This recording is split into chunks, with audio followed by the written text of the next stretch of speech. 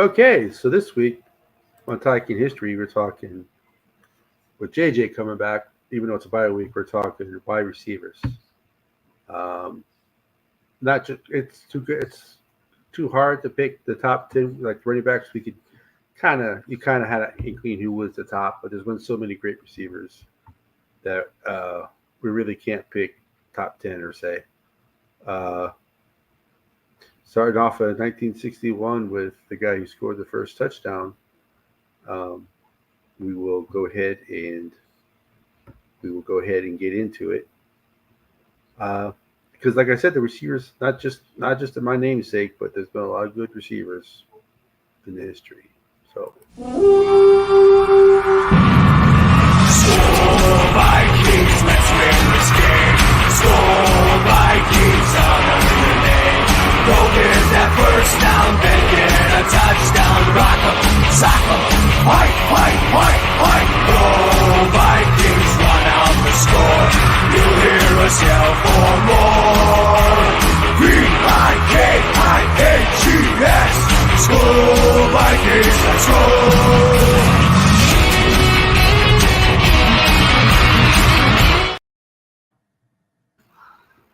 okay, so as we said in introduction, 61.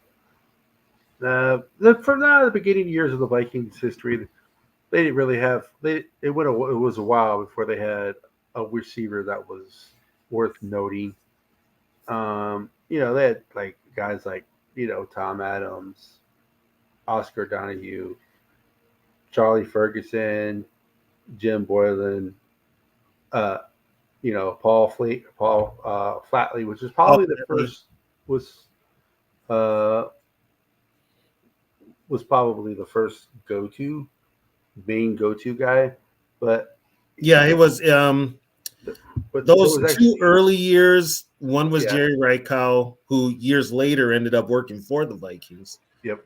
And Paul Flatley. Paul Flatley was the 63 NFL Rookie of the Year. Yeah. He became Fran Tarkenton's go-to guy. But we really didn't have much for wide receivers. Nothing of name. I mean, we had Flatley for up until probably, I think he was traded in 68 to the Falcons. Reichow, I believe, retired as a Viking. But we didn't have those great wide receivers. We did have, and this name may sound familiar to a lot of people, in 1965, the Vikings had a wide receiver by the name of Lance Rensel. If you know your football lore about Lance Rensel, he spent a year with the Vikings. He had the longest kickoff return in Viking history up until he was mysterious till he was suddenly cut in the middle of the 66 season. The reason he was suddenly cut was because he got into some trouble in St. Paul of the sexual kind. And it involved children. The Vikings let him go immediately. He was picked up by the Cowboys. But the same thing that happened with the Vikings happened in Dallas. And from there, he went to the Rams. He finished his career with the Rams, but they were kind of having him was going to be that other wide receiver. And he just, because of that, it didn't work. Once Bud Grant got here in 67, Bud drafted Gene Washington, and he made a trade for John Henderson, who was, I believe, with the Lions or the Steelers. And so they were like Joe Cap's primary targets in the 60s. Gene Washington played in the Pro Bowl for a couple of years there, and he was the fast receiver. And John Henderson had 100 yards receiving in Super Bowl IV on 7 catches. I believe he had 111 yards. So, but in an era where running the ball was the big deal, the Vikings were among those teams that didn't throw it a lot. They didn't. And they had other receivers. They had Bob Grimm. They had Tom Hall. Tom Hall played at the University of Minnesota. They had and I'm sure I'm missing some guys too. But yeah, we didn't have a lot of great receivers in this. We had Washington and Henderson; those were the best ones in the '60s. Well, they had was it Bob Goodrich, Mm-hmm. you know, John Henderson, you know, Yeah. just a little bit past the 60s, Yeah. but yeah, the first ever touchdown in Vikings history was a white wide receiver. Yeah, Bob Schnelker, who ended up being the Vikings coordinator, offensive coordinator in the '60s, in the '80s, from Yeah, '86 to '90. yeah, he was in that game that I watched the other night, the Bengal Viking Christmas Eve. Yeah, he was the offensive Yeah, coordinator. And to be honest, Tommy Kramer and Wade Wilson didn't get along with him. Neither well, one of them did. They the respected him, the but they didn't get reason, along with him. I mean, when you're a coach and you get a player like Herschel Walker and you don't change the offense to fit his play style, you know, Yeah. you're Yeah. not a good coordinator. But Bob Sweet, yes. Bob Grimm was also, we drafted Bob Grimm in yeah, '67, and he was for the most part, the third wide receiver. Bob Grimm, yeah, actually, he made yeah. the Pro Bowl Graham in was '71. 67 to 77. He came back in '76, Yeah, but he made the Pro Bowl in '71. Bob Grimm did. And then Bob Grimm was part of the Fran Tarkenton trade in '72. yeah.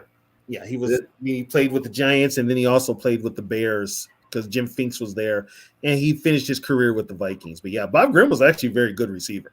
Very good receiver. And then there was Charlie Ferguson, who had the longest touchdown reception until uh, Bernard Berrien had the 99 yarder with Farad. Yep, his was 89 yards. So yeah, and that's and that was an era where they didn't throw the ball that much, and we didn't have. We didn't really get wide receiver threats until we got Henderson and Washington. Yeah, so we had Bob. So basically, John Gilliam was another one. We got Gilliam in '72. Now Yeah. that was Gilliam got here, and we still had Henderson and Washington. Both Henderson and Washington were coming off injuries, but also Gene Washington held out the beginning of camp in '72 with Clint Jones and defensive back Charlie West, basically saying the Vikings couldn't win without him.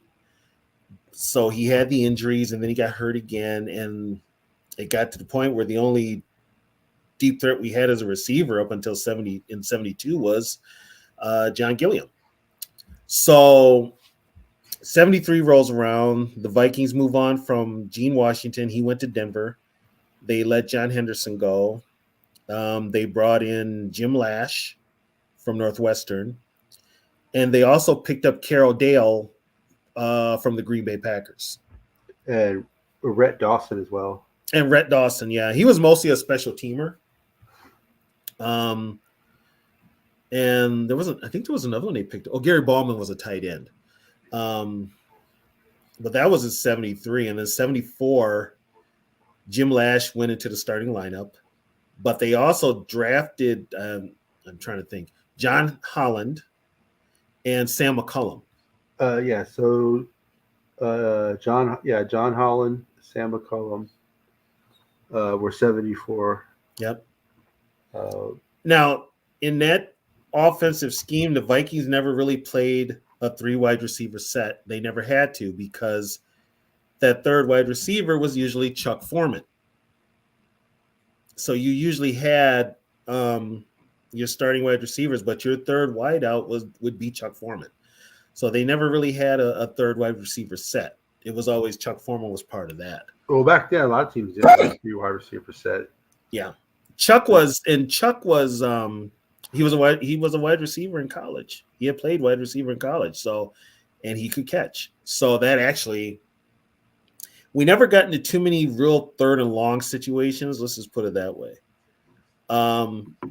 But if they needed if it was a third and long, then you had Chuck Foreman. Yep. And Seattle got Sam McCullum in the expansion draft. in 76. So, in 75, I don't think we had a couple of receivers. We got Tom Clint. Gerald. I think his name was Tom Geraldine from Denver. He was either 74 or 75. And then there was Clint Harsting. Clint Hasselrig, yes. Yeah, Hasselrig, sorry. Yeah. Clint Hasselrig. So he was there as well. Sam Right. McCullen was 74.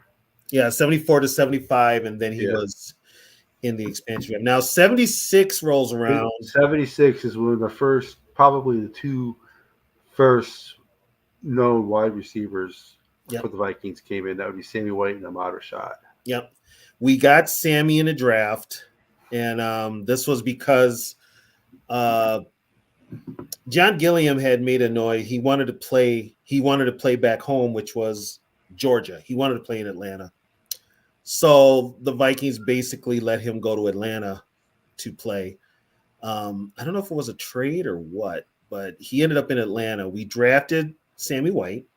We still had Jim Lash. He was a starter. The story I got of how we got Ahmad Rashad was Jack Patera was the head coach of the new team, the Seattle Seahawks. Well, he was still in contact with Bud, and they would talk, and so Jack put it out there that he was having a hard time with Ahmad Rashad. He couldn't move him. Nobody would take him. They said he was too militant, put it that way. He didn't want to be in Seattle. And Bud's like, okay, so if we make a deal with somebody, what would you want for him? And Jack Patera, I don't know. How about Bob Lertzema? Long story short, Ahmad Rashad is traded to the Vikings for a draft choice and Bob Lertzema. So Ahmad was here the first game with the Saints, but he didn't play. Frozen North, too militant. And so he didn't play, but he was on the team. And then he suited up for the Rams game in week 2. And by week 4, I believe he was a starter because the Vikings had traded Jim Lash to the San Francisco 49ers for running back Sammy Johnson. So they had Ahmad Rashad, you had Sammy White, and you brought back Bob Grimm. And they drafted Leonard Willis, who was a kick returner. But Rashad and White were kind of that 1-2 combo that the Vikings had for years up until Ahmad retired in 82. Yeah, and they were the original duo. Yeah. The Vikings, as we'll find out, minus the Childress era, the Vikings have always seemed to have that 1-2 wide receiver. Yeah. So they even had it with Henderson in Washington. Yeah. You had it with Henderson in Washington. You had it with Sammy White and Ahmad Rashad. And then Sammy got older, Ahmad retired. So then Sam McCullum stepped into the starting role in 82 or 83 full time. Ahmad got hurt the last games of 82. So Sam McCullum was a starter in 83, and the third wide receiver was Terry LeCount, who had been with the team for years. Matter of fact, it was Terry LeCount on the Hail Mary pass, the Miracle at the Met, that tipped the ball. So you had him, and you also had Leo Lewis. If people that remember Lewis, 81. But these guys didn't really do anything. You had like Harry Washington, no, Kevin Miller, Robert. Kevin Miller was a 1-year kick returner. Yeah, and was it Cunningham? There was another Douglas Cunningham. Cunningham didn't even last the whole season. Yeah. So then Terry LeCount, which you just mentioned. I mean, Terry LeCount wasn't anything special, but he did have 1,200 yards. He was a good receiver. He was a good third receiver. Yeah. But when they got Leo Lewis, and Leo was an offensive weapon his first years here. They got McDowell the same year as Leo Lewis as well. Marty McDowell, we drafted him number 2, and he never materialized. Matter of fact, they moved him to cornerback in '84 under Les Steckel, and then Les Steckel cut him. Yeah, he had 3 receptions for 29 yards. Yeah. Yeah. Oh, they also had in '83, they drafted Mike Jones, who was actually good. Yeah. And then, so I remember Leo Lewis.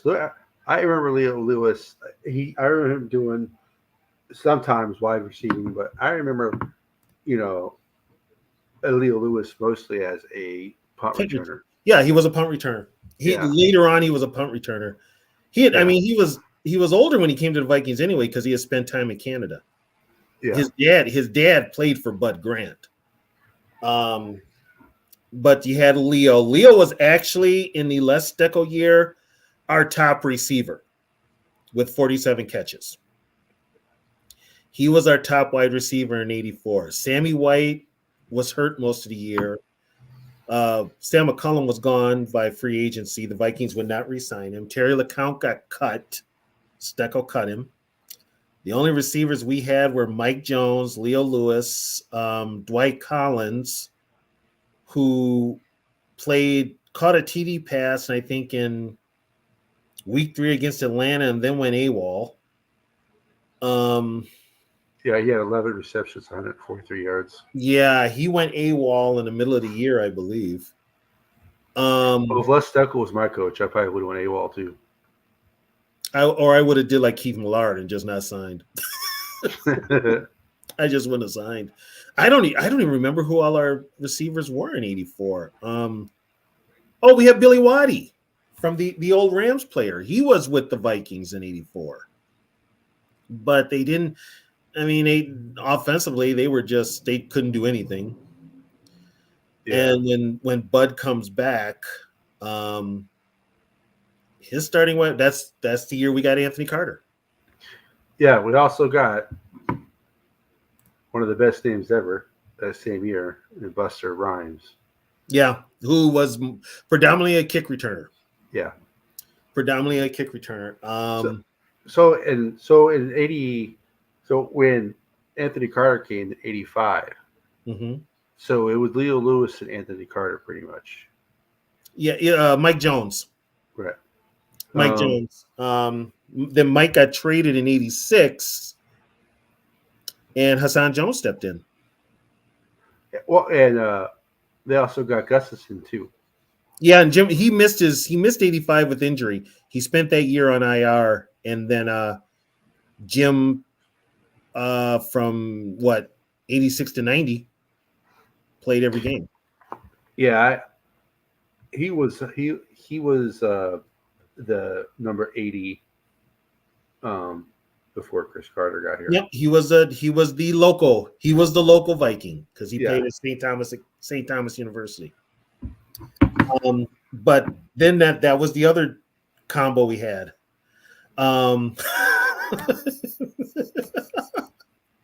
Yeah, exactly. So. But Hassan, I liked Hassan Jones. I remember some of the hits he took were brutal. He was not afraid to. He got the passes over the middle when they actually were letting defenders hit you over the middle. Yeah. And he took. I remember one hit he took from Mike Singletary, and he was just a decoy. He was a decoy. Jones was they laid him out. But in those from like '87 to probably '91, the Vikings had one of the top offenses as far as receivers go because they also had Steve Jordan at tight end. Yeah, and he was fast for a tight end. For those that don't know, Steve Jordan is the father of Saints defensive end Cameron Jordan. But Steve was, and I think Steve should be in the Hall of Fame, to be honest. He opened up that offense because he could stretch the field. Yeah, you couldn't put a linebacker on him. He was too fast. Right. And that was the thing. You had Hassan Jones, you had Anthony Carter, and you had Jordan to stretch the field. That Viking offense should have been better. That '89 team should have been a lot better than what it was offensively. Right. It should have been. And then So the 80s. Wade Wilson was the starter. They actually benched Wade Wilson. And Wilson got hurt. He hit his hand on this, and this was a Wade Wilson problem. He hit his hand on a player's helmet and missed like 5 games. And they brought in Kramer back. And they brought Kramer back in. And during that time, they had traded for Herschel Walker. You know. And then but then 1990 rolls around, and guess what? Buddy Ryan makes the dumbass move of waiving Chris Carter because all he did was catch touchdown passes. The Vikings paid $100. Yeah, so 87, before we get there, just fill in the blanks. We got Ron Daugherty, Willie Gillespie. All right, he made those are replacement guys. Ricky Parks, replacement player. Steve Finch, replacement player. And then James Brim. James Brim, we brought him back to the active roster, but he was actually a replacement player. Yeah. So like I said, there are stretches where the Vikings receivers aren't very good. Mm-hmm. Of course, the replacement players, you can't really say anything, because they're replacement players. And we drafted James Brim. That's why they brought him back, but he didn't make the final cut. Right. So they brought him back as a replacement player. So the 1990 was when we got Chris Carter. Yep. Who is as of right now is the all-time leading receiver for catches, yards, and touchdowns, I believe. I think he has all 3. And believe it or not, when we got him, he was the 3rd wide receiver. Yep. So Chris Carter, 1,004 receptions, 12,383 yards, and 110 touchdowns. Mm-hmm. So you can see why his numbers retired, why is he in the Hall of Fame. We're actually pretty lucky that we got him, because if he didn't have a substance abuse problem, the Vikings probably never have Chris Carter. Chris Carter will tell you that Buddy Ryan saved his life. Yeah, he cut him. And that was the wake-up call that he needed. Yep, he cut him. And so it was, and Hassan Jones was having injury issues anyway. And then in 91, I believe we drafted Jake Reed. Am I wrong? Nope, Jake Reed, 1991. For those who don't, I'm sure you guys remember the 3 deep. I don't know why they called it 3 deep. Chris Carter never went deep, but the 3 deep was Chris Carter, Jake Reed, and of course Randy Moss. But Jake Reed and Chris Carter were already pretty well established receivers. I don't think people realize how established Jake Reed was before Moss came. Yeah, he was. He's considered one of the top receivers in the league. Yeah. So he was the deep threat to Carter going over the middle and all those catches like that. His hands were not as good as Carter's, obviously, but Jake Reed took over in 94 for Anthony Carter. Because they had Anthony. They had the 2 Carters and Reed. Yep. And then when Anthony finally left, Jake Reed took over. So for 4 years, it was Chris Carter and Jake Reed. Yeah, from 94 up until 98. Yep. But then they drafted a couple guys in between. Joe Johnson never did anything. Orlando Truitt never did anything. Eric Gulliford, he was more of a special team guy.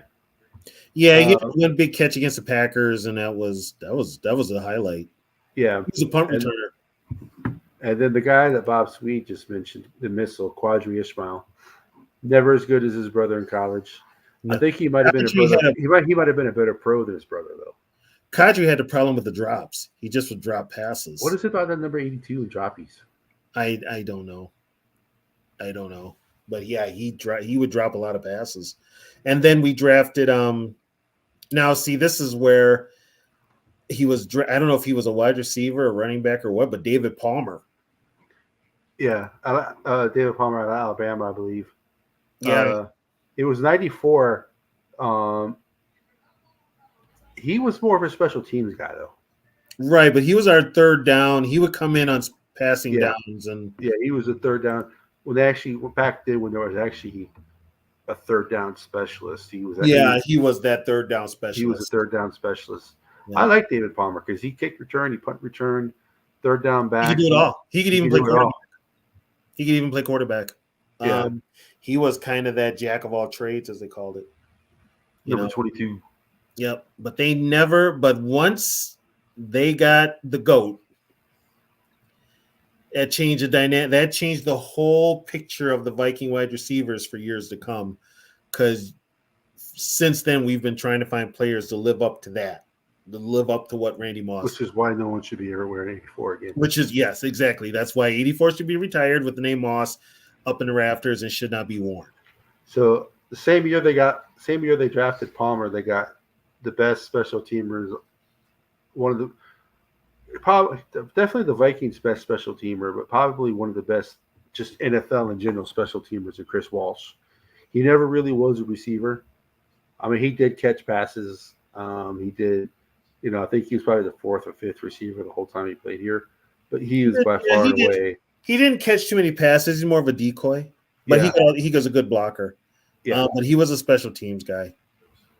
Special teams guy.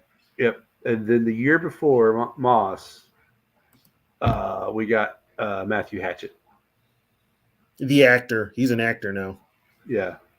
Well, and we also drafted, and I know this guy, we also drafted Robert Tate at wide receiver. But I don't think he ever played. Did he ever play as a receiver? He went straight to cornerback, didn't he? He played wide receiver, and he was a kick returner. And then we moved him to cornerback in 2000. He had a pretty good career as a corner. Well, if you don't count that NFC Championship game, yeah. Well, I mean, being drafted as a wide receiver and playing corner, he did a better career as a corner than a wide receiver. Yeah, he wasn't going to get – once we got Moss, he wasn't getting any playing time, and he knew it. So, and we needed help in the secondary, so Denny talked him into switching. And, he was a DB. But, yeah, he was drafted as a wide receiver. It's probably why he's not listed as a wide receiver here. Yeah, he's listed as a cornerback. He was drafted as a wide receiver, same draft as Matthew Hatchett, same year at least. And then I think 2 years later, he was playing cornerback, maybe 3. I think in 2000, he was definitely a cornerback. So then I know we're kind of going in chronological order. And Moss would be the next receiver drafted in 98. Yep, the GOAT. What can you say about Moss? I mean, what can you say that hasn't already been said? He's the GOAT, plain and simple. His numbers should be retired. There's no doubt about that. He put Minnesota. He put Minnesota on the national map. He put the Vikings on the national map. He made the Vikings must-see TV.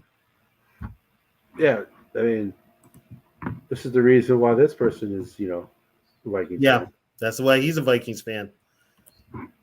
Young Cringer. Pull up Young Cringer's comment here. As much as I love AC, Moss over AC. I love AC. I don't think I've ever heard that question before because I think it's pretty much universal of Moss. Yeah, I loved AC, but Moss over everybody. I mean, I even played his whole career here, but I'm even as a homer, I got Moss over Jerry Rice, and Rice is the greatest. Well, Moss never played with 2 Hall of Fame quarterbacks. He didn't play as long.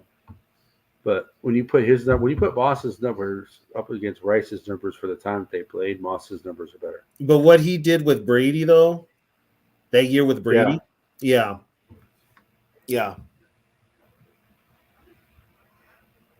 So, but yeah, I mean, and Moss was here. I mean, we had and Moss was still playing great ball even after Carter retired. Yeah, he had who was Nate Burleson was a starter. Yeah, they didn't draft. I don't think they didn't get him. They didn't draft anybody in '99. Why would you? No. So Troy Walters, but he was more of a special team guy. Special teamer, and he was a third wide receiver. His dad was on the coaching staff. Okay. Yeah, then Cedric James, he never did anything. Mm-mm. Derek Alexander didn't do anything. Dwayne Bates. I guess you could probably say he had a couple okay seasons. But Kelly Campbell was probably the next receiver that actually made an impact. Yeah. Cringer, we're going by the years. We're kind of going by decades. Yeah, we're kind of going by decades because Yeah. the Vikings have had it's hard. Vikings have had such good receivers in their history. It's kind of hard just to do a top 10. Yeah. That's right. We did have Dwayne Bates. I forgot all about that. Yeah. I know we had once Randy left. I mean, we had Keenan Howery. We had Kelly Campbell. Yeah, Kelly Campbell was part of the Afros. Yeah, we So- had Nate Burleson, Kelly Campbell. Right. Keenan Howery. We got Keenan. So Keenan Howery was in between Nate Burleson and Kelly Campbell. Yep. Howie was a draft choice. Yeah. Well, Nate Burleson was a draft choice out of Nevada. I think. What was he? Third round. Who's that?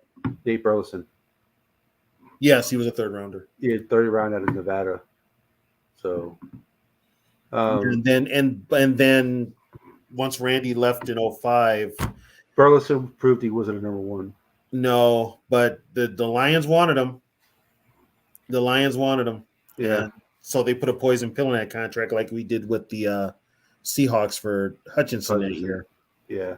And so they got him, but we didn't. I mean, in 05, I don't even remember who our receivers were. So Marcus Robinson, Okay. Corin Robinson. That's right. Corn Robinson went to the Pro Bowl. Yeah. He went to the Pro Bowl as a special teamer.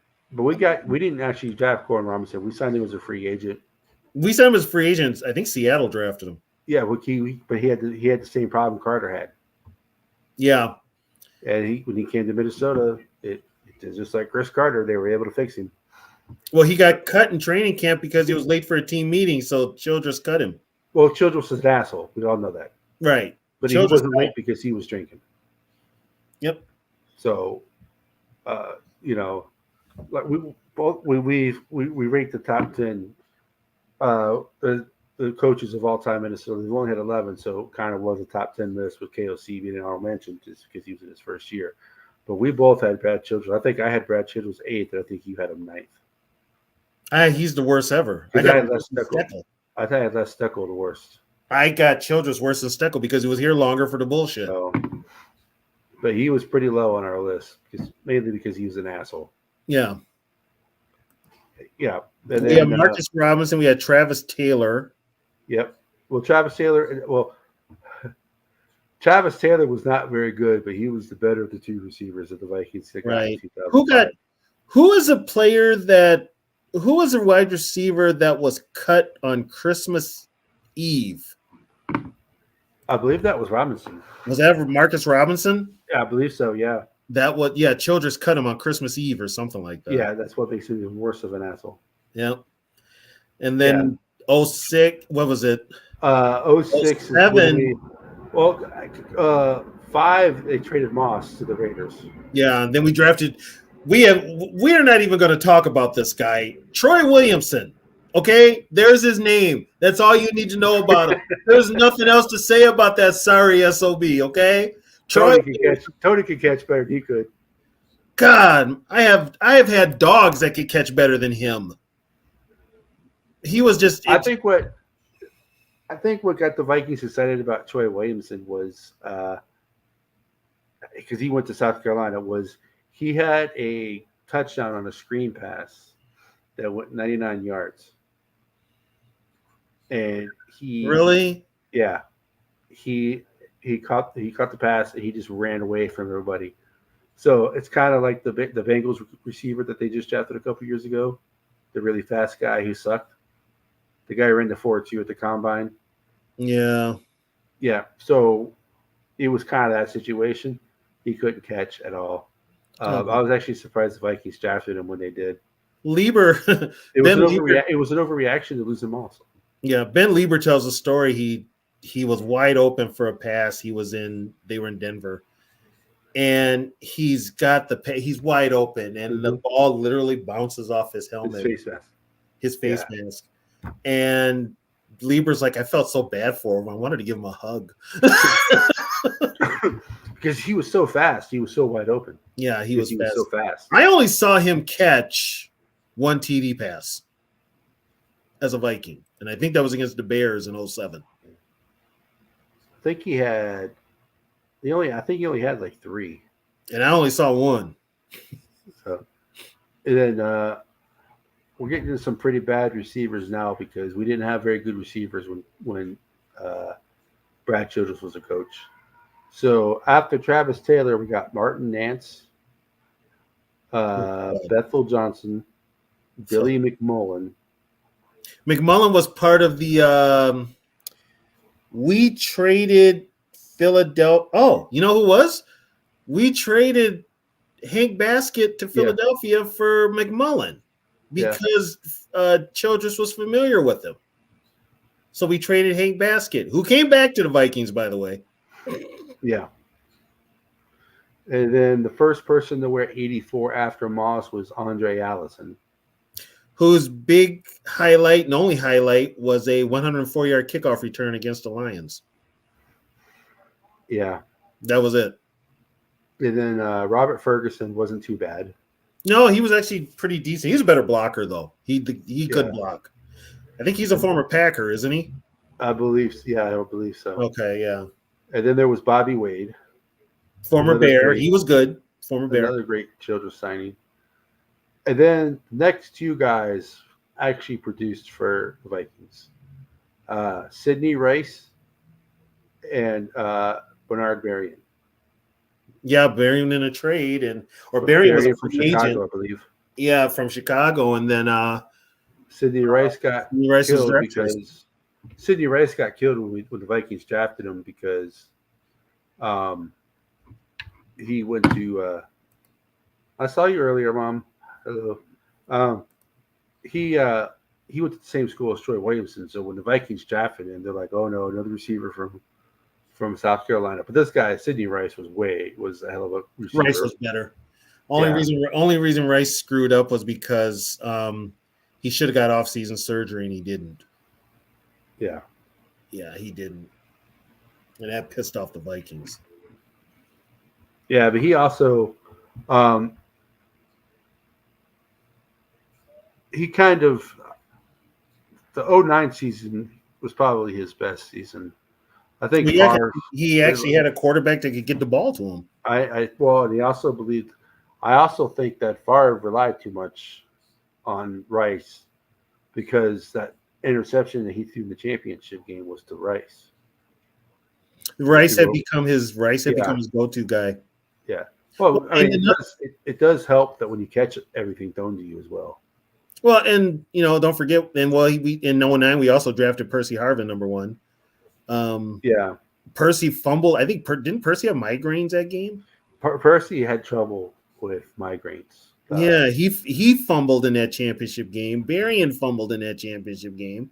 Yeah, I mean it was Peterson fumbled 3 times, I think. Yeah, so I mean it was. You don't turnovers. You're not going to win with turnovers. But another problem was you also had Childress who couldn't get the QB situation right. One year with Favre was magical, but other than that, he didn't have a quarterback the whole time he was here, pretty much. Exactly. And he was our only. And he was supposed to be a quarterback guru. Yeah, where have you heard that one before? I mean, you're talking out like Mike McGann, Jay Fiedler. Those are the type of quarterbacks. He got a lot of. They said, and this is what was wrong with Childress. They said Childress got a lot of credit for developing Donovan McNabb. Donovan McNabb was already a good quarterback coming out of Syracuse because they played the same type of offense. Yeah. He was a drop back quarterback. So I tend to believe it was probably more of the other coach than it was. Yeah, it was more Reed. Andy Reid is the reason that Donovan was so good. Because the question is, would Patrick Mahomes be as good as he is if he didn't have Andy Reid? Yeah. I know Patrick. I'm saying to say Patrick Mahomes would be good. But I don't know if he'd be the best player in the league. Right. So I mean, we didn't get. So we had Percy Harvin, who became our top receiver. I mean, from there we had. Well, they signed Greg Lewis that year as well. Yeah, he was a one-hit wonder. Right, and Jamar Johnson, I don't know if they drafted him or signed him, but he didn't do anything. He never did anything. Greg Lewis had that one catch in the back of the end zone against the 49ers, we all know. Yep. And that's pretty much all he did the whole year. But hey, if you're gonna make one play and make it that, then they got Percy Harvin, and so that was the 09. Those three guys were 09. So Percy Harvin was by far and away. I loved Percy Harvin, man. I just loved that kid. What he brought to the Vikings. If he didn't have migraines, who knows how good he would have been. Yeah, if he is, well, he says it was his migraines. A lot of people said it was his attitude, and he became a diva. He became a diva. But I mean, I would have became a diva too if I had to rely on Christian Ponder throwing me the damn ball. Or Childress as my coach. Or Childress as my coach, which in 2010 we did get Randy Moss back. Yeah, but Childress being the asshole that he is. Yeah, he cut him, and yeah, in return, see, here was the thing. Ziggy Wilfed made it very public when he bought the team. After he bought the team, one of the things he said on record was, I would never have traded Randy Moss. He knew it. He would never have traded Randy Moss because Randy Moss sold tickets. Yep. So what does he do? He gets Randy back. There's fan interest there. Break out your 84 jerseys because I'm coming back. Right. Yeah. And all of a sudden, I mean, Childress is such a dickhead, that Randy was Randy Moss, and Randy's not going to fall in line. And Randy's been around real coaches, and your ass isn't one of them. Yeah. Childress. Yeah. And so what does Childress do? And, now don't forget, I'll back up. Remember after they played the Patriots, they got beat. Randy was at the podium, and it was a love fest for Belichick and Brady and the Patriots organization. Childress never got over that. And then they had the food catered in the next week, and Randy talked about it, said it sucked. I wouldn't feed it to my dog. Right, I wouldn't feed it to my dogs. Next thing you know, Randy's gone. And when Childress made that move, he didn't talk to the Wilfs about it. He did it on his own. And plus, it didn't help that the game right after they cut him, they played the Packers and got their asses handed to them. I think it was like 31-3, 38-3. And that Monday, Childress got fired. So, honestly, Randy Moss will always be one of my all-time favorite Vikings. And why? Because he got Brad Childress fired. I will always love Randy Moss for that. Oh, we know how much I love Randy Moss. Right. I mean, my damn YouTube handle is Catch84. Yeah. So, but Randy did. What happened was when Randy was here, he kind of mentored Percy Harvin, and he told Percy, "This is your gig now, dude. This is your show." Yeah. So they kind of say, "What's his name?" They say that Moss is the reason he got the complex. Sarah, yes, Childress got fired in season. It was right after the second Packers game in 2010. He got fired. I think that was in November. And I think that's when Tice took over, right? No, that's when Frazier took over. That's right, Frazier. That's right. It was Tice, Brad. It was Tice, Childress, and then Frazier. Right? Yeah. And that was. And Frazier was so different. Well, Frazier was very laid back. Yeah. Very late. He's an old school guy. Frazier wouldn't have got rid of Moss. No. Nobody would have got rid of Moss. And if he would have talked to the Wilfs about it first. He would have just, got rid of him. Yeah, Randy should have. And then I think Randy ended up going to, what was it, Tennessee? Was it Tennessee? I know he ended his career in San Fran. You had to stop in Tennessee. I remember that much. Yeah. So I think it was Tennessee I think it was. Yeah, he had to stop in Tennessee, and then he ended his career in San Francisco. But we didn't have Percy Harvin. Once Percy Harvin started to become his diva thing, and then now remember in 2012, Percy Harvin was a starter. Then we had So I can't even pronounce. His name was Devin something. Well, we had, well, of course, Joe Webb, who was, I guess you can call him a wide I just receiver. call him an offensive weapon. Yeah, offensive weapon. Then they got Greg Camarillo for the Dolphins, He sucked. and then they got Emmanuel Orochimodo, That's the guy. He sucked. and he's CFL. He's a big CFL guy. I Yeah. still follow him to this day on Twitter. He's actually a pretty cool guy to follow on Twitter/X if you ever get the chance to. He's pretty cool. He's mostly a CFL guy. So these are just more of the bad receivers Vikings had. Stephen Burton, I do not even remember that guy. And then they also had, this is Devin Orochimodo from Auburn. Yeah. They got him as well. And Michael Jenkins. Michael Jenkins is the one that did not pan out. Right. And then Mr. Fivehead himself, Jerome Simpson. We got him from the Bengals, and I think the reason the Vikings signed him was because the year before he signed with Minnesota, he did that flip into the end zone. Mm-hmm. So I think that's why they got him. So we're getting to the area now where the Vikings receivers were not that good. Probably after Jerome Simpson. So we're 2012 now, and they drafted 2 receivers that year.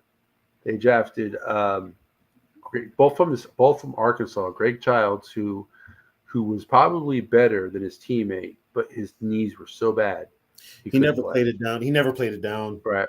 And then the other guy was Jarius Wright, who had some He big was moments. pretty good. Yeah, he had some big moments as a Viking. Yeah, he was pretty good.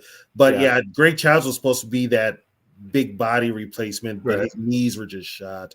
Yeah. And then Like he hurt both of his knees in practice, I think. yeah. You know. And then here's the thing now, Percy Harvin goes down in the middle of the year.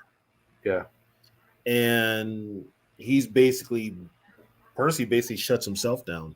And he says he does not want to play with Ponder. He shut himself down. So yeah. Sarah, if you guys don't know where this comment comes from, is people who are making comments like this, and this is always Sarah's comment. She's being sarcastic for you guys about great wide receivers growing trees. They don't. They don't. But Vikings. Here's the thing. You could probably put JJ out there for trade bait, but now that he's had the hamstring injury, we don't know how he's going to come back from it. Yeah. You know that his value is. We'll see what happens after he gets back. The Vikings have been spoiled with our wide receivers. Let's not sugar. Let's not. Let's be real. There's teams out there who wish they had the Vikings' success at wide receiver that the Vikings have had in history. We've made the most out of average wide receivers. Yes.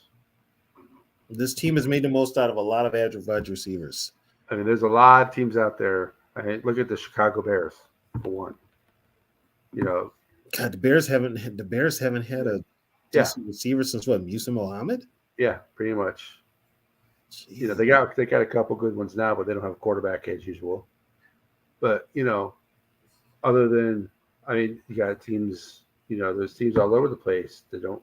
Patriots never, since Stanley Morgan, really haven't had a great receiver. No, they haven't. Right. The Dolphins since Duper and Clayton until recently were. I mean, who was their top receiver during the Super Bowl years? Was that Troy Brown. Troy Brown And Edelman. Which Edelman would not have been good on any other team except for the Patriots. No, he fit the Patriots. The Steelers have had issues with receivers. They have. Steelers haven't had a receiver since they let go of. Was it Antonio? Antonio Brown, and the Ravens have never had a good. No. The Browns. I mean, so we can just go on and on with teams who have not had, great receivers. The Eagles struggled for a while. I mean, so the Vikings have been spoiled. Even with some of the cast-offs we had what was it, Newsome from the Packers. We got him. Yeah. Jerome Simpson was a cast-off. We actually Yeah. We actually got the most out of Newsom. But once again, he had Ponder, and then he had to deal, Teddy's first year. I mean, there was a time there where the quarterback play affected the wide receivers, and then was it 2015? We start Adam Thielen, and Stephon Diggs. Yeah, because Stephon Diggs was the 5th-round pick. Yep. But the Jarius Wright, and then after Jarius Wright, they got Cordell Patterson. That was the year the Vikings had those 3 first-round picks. And I'll tell you what, they wanted Cordero to be that wide receiver. He couldn't get it. He can't run routes. Yeah, he can't. And that was his issue at Tennessee. He just out athleted people at Tennessee. Right. He never really ran routes the whole time he was there. Hell of a kick returner. Yeah. Probably the best kick returner since Devin Hester. Yep. Hell of a kick returner. But he's not bad as a running back either. No. Which we started him once he couldn't catch the ball, we moved him to running back. Yeah. He was kind of an offensive gimmick. So then Greg Jennings, who we got from the Packers, he still lives in Minnesota. Oh, Greg Jennings, that's who I meant. Greg Jennings. Why did I say Newsom? I don't know. So he still lives in Minnesota to this day. Him and his wife, I still think, Randy Moss still does his foundation that he started in Minnesota. He still comes to Minnesota and does his foundation. Mm-hmm. So, and Greg Jennings is the same way. Greg Jennings does. It's amazing. Greg Jennings played longer for the Packers, but he has nothing in Green Bay. All his stuff is in Minnesota. He lives in Minnesota. His foundation's in Minnesota. Everything he does is in Minnesota. Yeah. So that should tell you something right there. Yep. So Greg Jennings was not. I wouldn't say he set the world on fire, but he was serviceable for what he did. He's dependable. Yeah. He's dependable. And then they got 2014 was the same year they got Thielen, but they also got Charles Johnson that year too, who a lot of people. I mean, I don't know if people remember because his hair was bleached all the time, but I think he actually contributed some. He did, but we also had problems at quarterback. Yeah. Problems at quarterback. Yeah. Yeah, there could be some truth to that.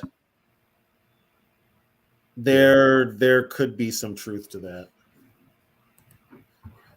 Yeah, the Patriots can claim Moss as a Patriot all they want, but he's not a Patriot. He went to the Hall of Fame as a Viking. So the Patriots can claim him all they want, but he went to the Hall of Fame as a Viking.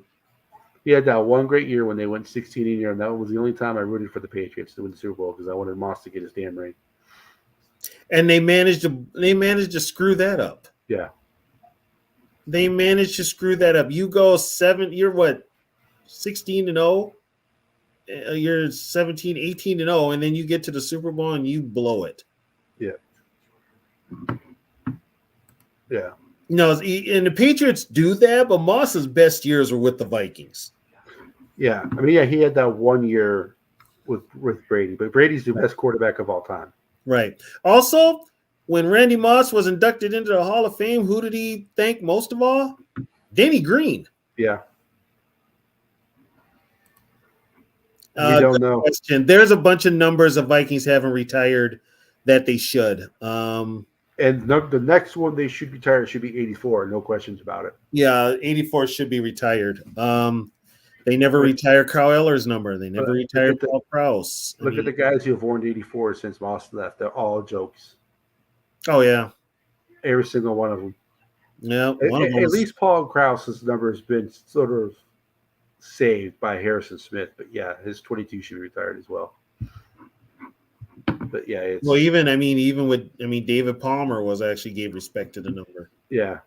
Yeah, his number. Unlike 84, which has had no respect paid to it since Moss left. No. I mean, even if JJ wore 84, I don't think it would still be the same as Moss. That's the Frozen North. That's a good question because the Wilfs were big Randy Moss people. Yeah. So why they haven't retired his numbers? He's in the Ring of Honor, but his number isn't retired. I don't understand that. Or here's what you do. You don't have to officially retire the number. Just take it out of circulation. That's what the Vikings did with Jim Marshall for 19 years. A long time. Yeah. and then they finally retired his number. But yes, it is the Wilfs, Frozen North. It is the Wilfs. So AC was 81. AC was 81. He was the same number as Carl Eller. Yeah. And That Carl number. Eller, when Red McCombs owned the team, Carl Eller and Paul Krause were both promised that the person, after they were done wearing their number, which was Chris Walsh and David Palmer, their numbers would be retired, and they never were. Right. 81 is another one where people have worn it. So they can retire 81 right now because no one wears it. Yeah, they could. They could. Yeah, no But here's the thing, though. You don't have a lot of numbers in. I would put numbers retired, but I would put Oliver at 81. Say, hey, I know you like the number 84, but this is your last year wearing it. You're going to wear 81 next year because we're retiring 84. Yeah, they could do that anytime. Yeah. The numbers belong to the team. The team can do that at any time. Yeah, and knowing him, he'd take a number like Oliver would take a number like 7. Well, Olabisi Johnson was the last person to wear 81. I don't think anybody's going to remember that. Yeah. There's no beef. There's no beef, Frozen. I think it's a shortage of numbers. Well, there's teams that have more numbers retired than Minnesota, though. Yeah, Chicago. So I mean, the Vikings only have what? I think it's 8. I think it is retired numbers. 8 or 9. So 10, 53, 77, 80, 88, and 70. And 70. I think that's it. Yeah, and those are the older guys. Yeah. Those are the older guys. None of the current guys, or even only one of the current like modern guys that get their number retired is Corey Stringer, and that's because he passed away. Right. If he doesn't pass away, he was a good player, but not good enough to get his number retired. Right. He's in the Ring of Honor, but you have to put this. Where's Gary Larson? He wore 77. Why isn't he part of the Purple People Eaters? Why isn't he in the Ring of Honor? But he's the one that no one remembers. He's the white guy. Him and Sutherland, the 2 white guys. The white guys, yeah. Yeah, that's what I'm saying, Frozen. Nowadays, with receivers able to wear single digits, you have and if they put 00 back into circulation, you really won't have should. They should put 00 back into circulation. I don't know why. If you're going to put 0 in circulation, put 0 is not actually a number. It's 0 is. 00 is 100. I'm sorry. If you're wearing 0, that's what you are. You're a 0. Yeah. You mean you're a nothing. Put it that way. Which is what Davenport's proven this year. Oh, yeah. Well, he's all pro when it comes to being on IR. Yeah. Got to be an all pro at something. Yeah, so, of course, Adam Thielen. I mean, everybody knows the story. Undrafted out of Minnesota. Detroit Lakes, Minnesota. Yeah. He had a good career for Minnesota. We can't deny that. I don't know what was Carolina must have been the only team that offered him a contract. I'm sure they were. And then him coming out, oh, they got a chance to go to Super Bowl. Come on, man. No, they don't. No, they don't. They're by far and away the worst team in the league. Especially with Tepper running the team. They'll be lucky if they make the freaking wild card ever. That guy. Well, and then he was there with Diggs. But then I'm not sure what the problem was with Diggs. I know it had a lot to do with Zimmer not throwing the ball. A lot of people want to say it was Cousins, but it actually wasn't Cousins. It was because people who know Stephon Diggs have kind of like let it out on Twitter. When you were following that whole thing with Twitter, it was not.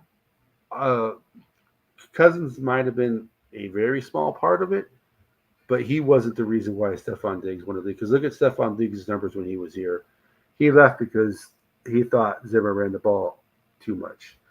Yeah, now we got a coach that won't run the ball at all. Yeah. We go from one extreme to the other. But also Diggs is now complaining in Buffalo. Mm-hmm. And we all told, I don't know about you, Tony, but I know I told Buffalo Bill fans, I said, yeah, you like Diggs now.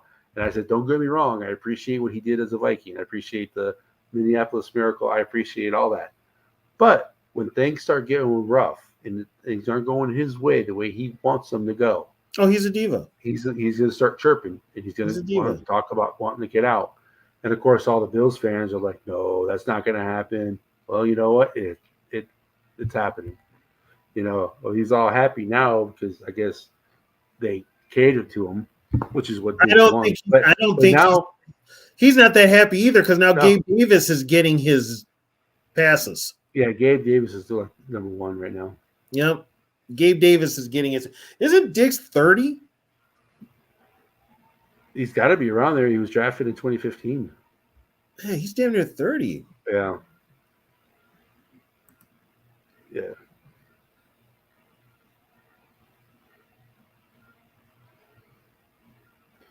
No, there's a lot of people that Moss is probably the most famous, but a lot of Viking fans they like John Randall, they like Jared Allen, Kevin Williams. There's a lot of retired Vikings nowadays that a lot of people like.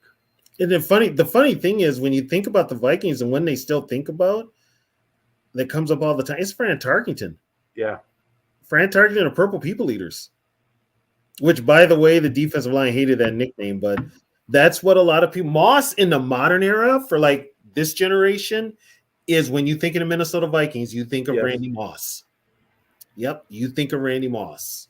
And like I said, Moss put us on the map. Both have the same. Well, I don't know why Thielen would have the same. Thielen spent a year with KLC. Yeah. But he didn't get many passes last year. Oh, he was hurt. Yeah, he didn't get many let's passes be real. last year. I don't know what it is. I don't live in Minnesota, so I don't feel the same way as people. Just because Adam Thielen is from Minnesota doesn't mean that he's just as good now that he was when he was playing 4 or 5 years ago. Obviously, bite your tongue, young man. You do not talk about a homegrown talent like that. That's blasphemy.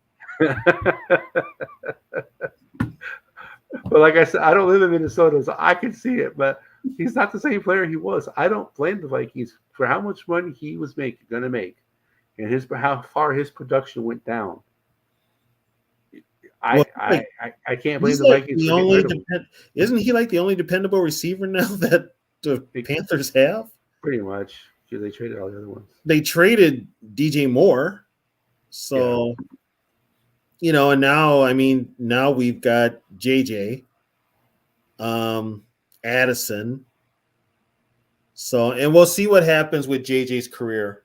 Yeah, but which is why it's still too early. This goes back frozen to why isn't Moss's number retired? Could you imagine if you had Moss come back for a game to retire his jersey, even though he's already in the Ring of Honor, but to come back, have a ceremony before the game, have him blow the horn. And he's done all that.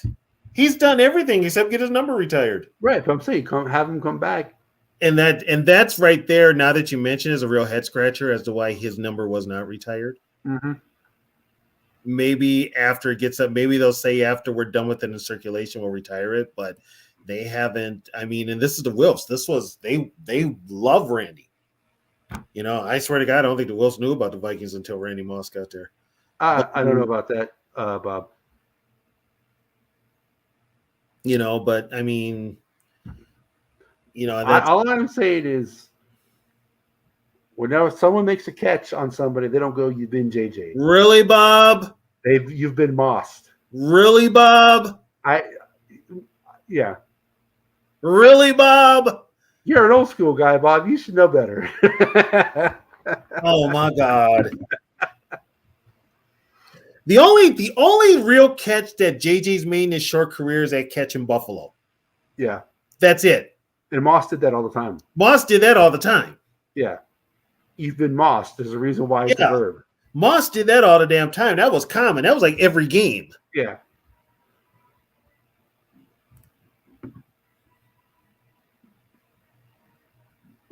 Well, how old is Thielen now? he's drafted the same year as. He's a free. He wasn't drafted. Well, you know what I mean. He came to the Vikings the same year as Diggs. So he's got to be 32, 33. Yeah, he's got to be close to. Adam Thielen's like 31, I think. I'll find out because I think I got him in this one. Well, yeah, no, Bob, but there's a lot of people. Yeah, his wife is kind of dumb. 33. Yeah, his wife is kind of dumb, but Don't you? it is what it is. I mean, after the Vikings treated him the way they treated him all his years, and they cut him because he's just not good anymore, and you go on Instagram and say stupid shit. Well, and let's not forget it was Thielen who got in that shouting match with Cousins in that Bears game that we had to win that year. In what was it, 2018? That last game of the year. There's been a little animosity there. I mean, yeah, they played nice in front of the press and all that crap, but I think there was a little animosity.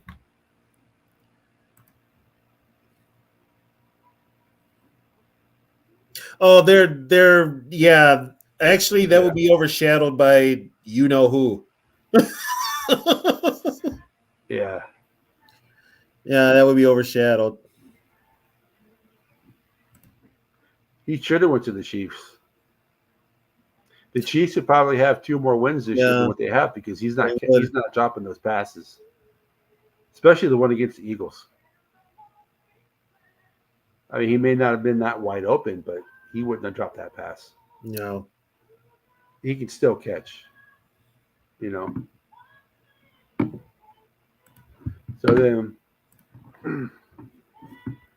all right. So 2005. Mike Wallace, that was the guy from Miami, I think. Yeah, I think we got him from somebody. He wasn't drafted by Minnesota. So then Stephon Diggs, and then after Stephon Diggs was the biggest bust probably ever, Laquan Treadwell. Yeah, who actually had his best year with Kirk Cousins.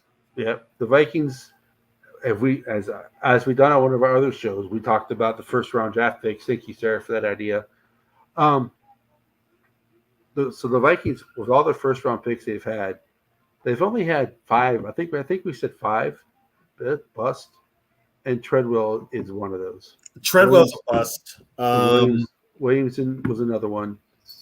Leo Hayden was one of them. Yep. And Demetrius Underwood, and I think an older guy was another. I said Jerry Shea. Yeah, Jerry Shea. So 61, and of course the Vikings have only picked first twice ever. Well, and here's the funny part. We drafted a receiver named Jack Snow, number 1 in 65. He never played it down for us. We traded him to LA for Gary Larson and a couple of players. He had a hell of a career with the Rams. So we don't know what he would have did here, you know. But most of our wide receivers have panned out for the most part. Gene Washington, successful. Randy Moss, successful. I think that's recency bias, Bob. Yeah, Bob, stop typing. Well, you know, this is what made Moss so great. Just put the ball up there and he'll get it. Moss was not a great route runner. Moss was so good. He was so great. He didn't have to be. He didn't have to be. Just throw it up. Just throw the ball up in the air and he'll go get it. Yeah. Just throw it up to me. Come on, they can't play PlayStation like us. Godly, Dante, just throw the damn ball. I mean, throw the ball up there and he'll get it. Yeah, Jay. Don't get me wrong. I love JJ. I do, but we're talking about the GOAT here and Randy Moss. Will JJ be better if JJ brings Minnesota a Super Bowl and he's one of the main reasons why? Then yes, you could probably put him above Moss then. And here's the thing with Rand. Now you talk about the different generations, right? But here's the thing now. All the NFL does is throw the football. Yeah, Randy Moss. They didn't really change the rules for receivers until probably midway through Moss's career. You could still hit a receiver pretty far down the field when Moss was in the league. Yeah, it just got to the point where, and Moss was still getting passes, but the Vikings were still running the ball. Even when Moss was on the team, they were still running the ball. But when you wanted that TD pass and you wanted 101 in the corner of the end zone, it was going to be Randy Moss. Well, Young, I'm gonna mute you.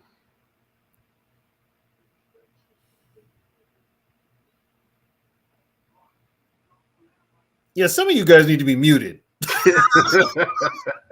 Some of you guys need to be muted or watch a damn highlight reel. We're not saying we do not like JJ. We are not saying JJ's not a great receiver. It was just a different. Moss was a different cat. Moss was a different dude. Moss changed defenses. Ask the Dallas Cowboys if Randy Moss can't run a route. Randy Moss changed defenses. Yes. Randy Moss literally changed defenses. Look at the Packers drafts after the Vikings got Randy Moss. They drafted defensive back every year. They drafted defensive backs to cover Randy Moss. And they still couldn't. Do it. Yeah. We're not hating on. We're not. This is not a. I hate these debates because it makes it sound like we don't like JJ. We like. I'm one of the people saying you can't trade JJ. That's how much I like JJ. But we're talking about Randy Moss here. Randy Moss did not have to run great routes. Randy Moss went. I know a lot of his highlights. I don't know if you guys actually watched Moss's games, but Moss did go over the Obviously middle. Not with these dumbass comments they're making. They never saw Randy Moss play. Moss did go over the middle. A lot of people say Moss never went over the middle. He went over the middle a lot. Randy Moss caught a lot of slant passes. Yes. A lot of slant passes. And by the way, I'm not giving JJ any props until his career is over. That's me. He's still playing right now. Here's the thing with JJ's era. With the way they're playing football right now, it's a passing league. JJ's going to have Moss's numbers today. Oh, God. Any of them. Yeah. If any of those old school quarterbacks and wide receivers, if they played in this version of the NFL, my God. It's like I'm not even going to compare JJ. I'm not even going to put him in the conversation. He's still playing. I'm going to be honest. Moss was not a diva. I agree with you on that, Frozen. He was not a diva. No, he wasn't a diva. Because divas wouldn't go over the middle like he did. Moss took some shots, man. Moss's whole thing was Moss was outspoken and brutally honest. And a lot of people can't handle that, especially up here. Trust me. Yes. Yes, he did. He pretty much invented the cover two. Yep. And it still didn't work. No. It still didn't work. And this is how smart Randy was. Randy would find the seam. Yeah. Randy would find the opening and just stand. I know the route says for me to go here, but the hole is here. I'm going right. Yeah, I'm going where the opening is. Yeah.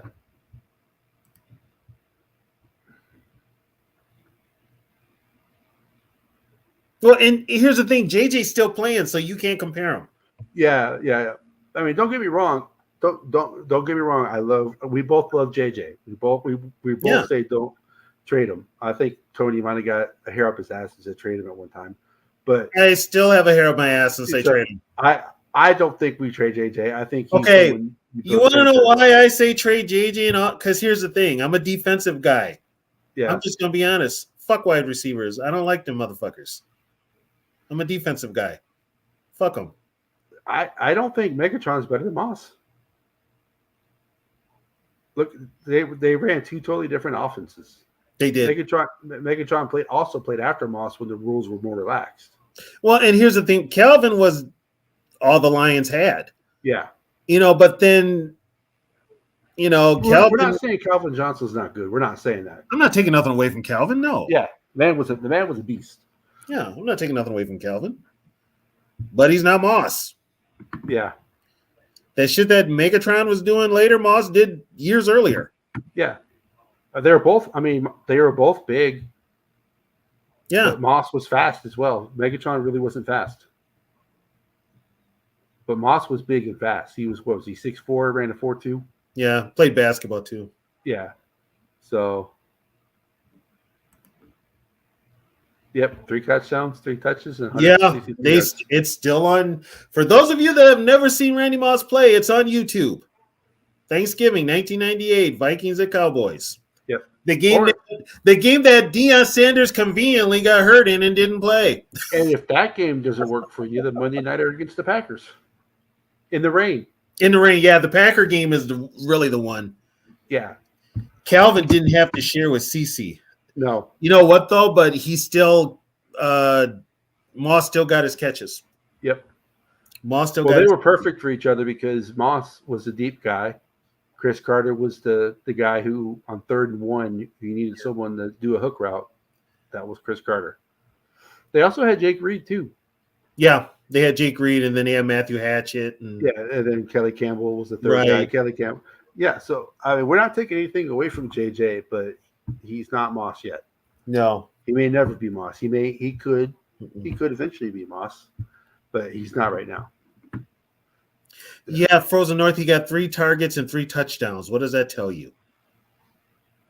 They didn't have to target him that much because Chris Carter was having a field day and the Vikings were able to run the ball. Watch the game.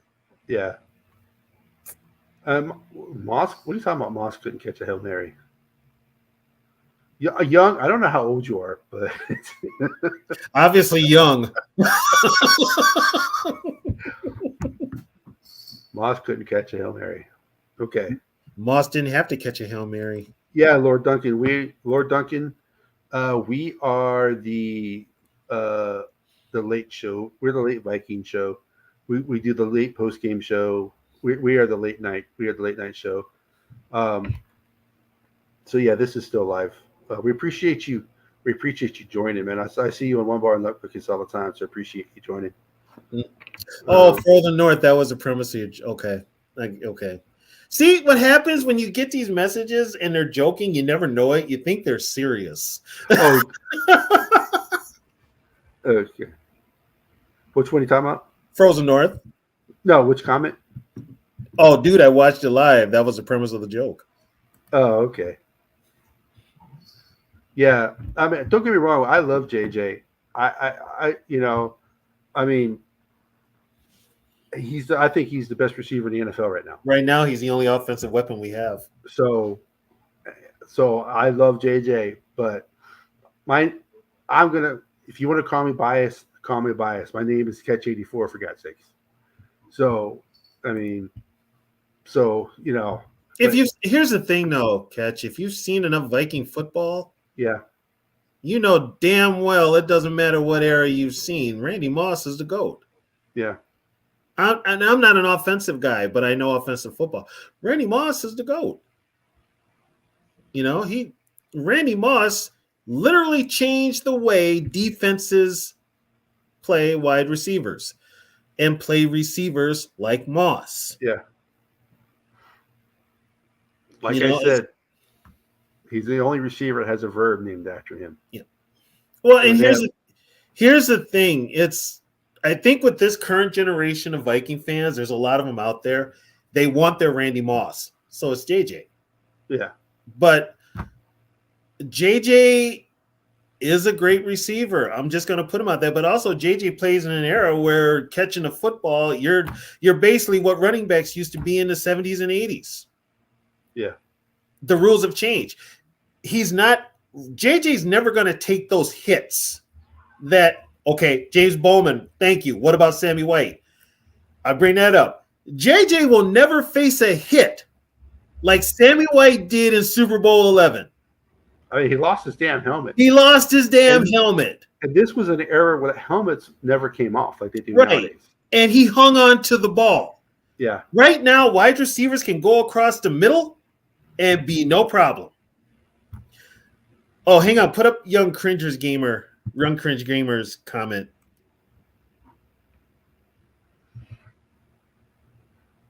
Bob Hayes was a better kick returner. Yes. And Bob Hayes also played in an era where throwing the football was not big. I mean, and the prevent defense was, that was part of a Greg Landry, that was a Tom Landry thing too. But Bob Hayes could stretch the defense, but Bob Hayes was more of a kick returner. But Bullet Bob Hayes, he was the real deal. He was. But did he? He wasn't the best ever wide receiver because he never really. He wasn't even the best receiver on his team. No, and he was in the. Here's the thing, Bob Hayes was in the NFL. If Bob had played in the AFL where they were throwing the ball, he probably would have been the top wide receiver of all time because they aired the ball in the AFL. The NFL ran the ball. The AFL threw the ball. They had the better quarterbacks.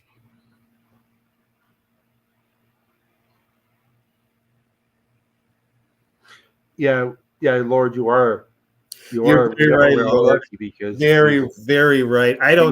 I don't understand what made these teams pass on Bengals twice. And the Bengals did it twice.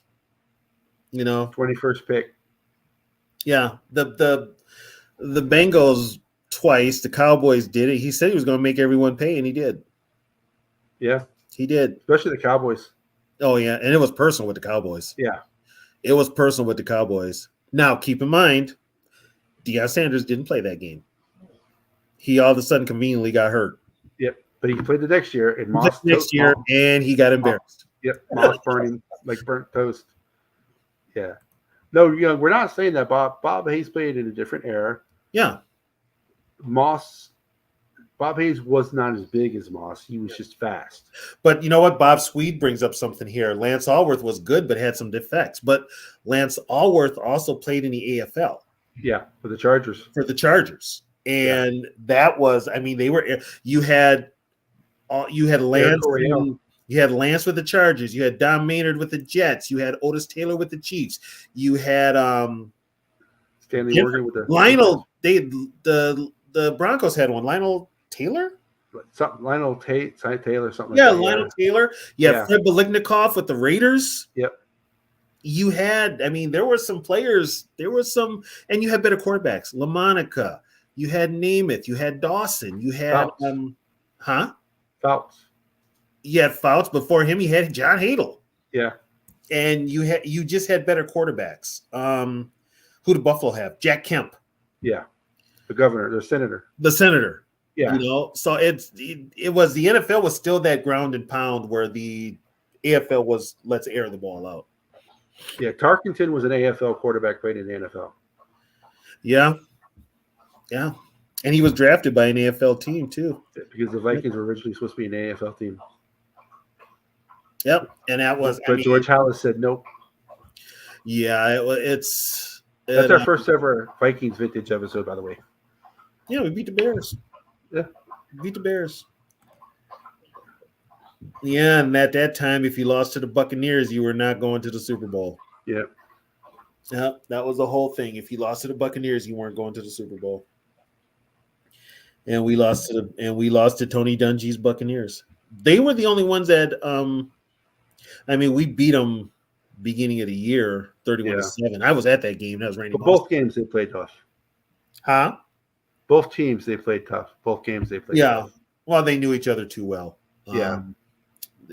Dungy against Green, you had, they had that front four. That defense Tampa Bay had was great. All we had was John. Yeah. But they could not defense Randy Moss. Nope. And then so Michael Floyd, we got him from. He's a local kid. He's a St. Paul kid. He went to Notre Dame, and I think he's a Cardinal. Cardinals? Yeah, the Cardinals. That's right. Cardinal. And then Brandon Zylstra. He's a tight end now, I believe. He's a local kid. We had his brother up here too, Shane. And then Chad Beebe. Oh yeah, he hung around for 3 years. Alexander Hollins. I don't even remember that guy. He had a cup of coffee. And then Olabisi Johnson. Oh God, yeah, I remember Olabisi. Okay, so now we're getting into the guys who still play on the team. So KJ Osborne. Mm-hmm. JJ. Mm-hmm. D.D. Westbrook, we got from Jacksonville. ISM, who he's been on a couple of different teams. Gave us a win last year. Yep. Jalen Rager, Jalen Naylor, Tristan Jackson, Brandon Powell, and Jordan Addison. Why the hell is Naylor still on the team? So, Oh, Dan Chisena. He was a Special teamer. practice squad special teamer. but Yeah. I don't think he ever played. I don't think he ever played officially as a wide receiver. I think he was always special teams. He did play. Like I don't think he caught any passes or anything as a receiver. He didn't catch any passes, but he was on a game day roster. Yeah, Yeah, he was on special teams though, but he was on the game day roster. But I mean, we've had some damn good receivers with this team. You know?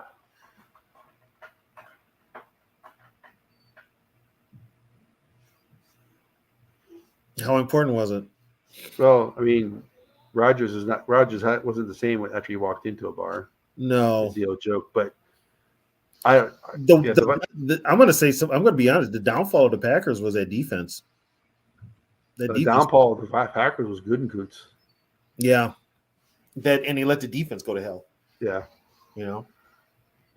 But yeah, so I think the Vikings are in good position right now with Jordan Addison and Justin Jefferson. The last couple games has proven that Addison's not ready to be a number one. Yeah, he still has the drops. Yeah. He still has the drops. He's a rookie. He's got to get over that, though. Yeah. But that being said, with him being rookie, I'd rather have him to TJ. I mean, sorry, not TJ, but KJ. Yeah, KJ's kind of disappeared. Yeah. Brandon Powell's actually stepping up. Brandon Powell has stepped up. I mean, yeah. Brandon Powell had actually moved to number 3.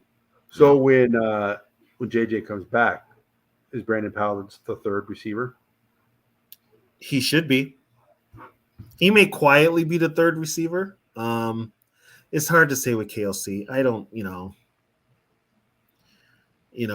and if I don't see Dobbs on the field again, I'm not going to be. I think he starts the Raiders game. Oh, Sarah's got a good question. Are there any current coaches from Denny Green's tree? I don't think so. I think they're all retired or out of the league. No. Maybe one when he was with Arizona, maybe. No, hang on. Andre Patterson. Andre Patterson was with Denny. Well, he just left the Vikings last year, right? He's with the Giants. Yeah. Yeah, he's with the Giants. He's the only one I can remember that is still one of Denny's coaches that is still in the league. Yeah, Andre Patterson was with Denny Green. And he was actually with Minnesota until 2022, right? With Denny, yeah, with Mike Zimmer, yeah, but he was here in the 90s. He coached the D-line, and then when Denny had that coaching purge in 99 where he fired all his assistants, yeah, Patterson was part of that. And then he came back. So pretty much Stefanski was the only coach. Was Stefanski there when Green was there? Mm-mm. No, I think Stefanski got there with Childress. Okay. I know Stefanski was there forever before he went to Cleveland.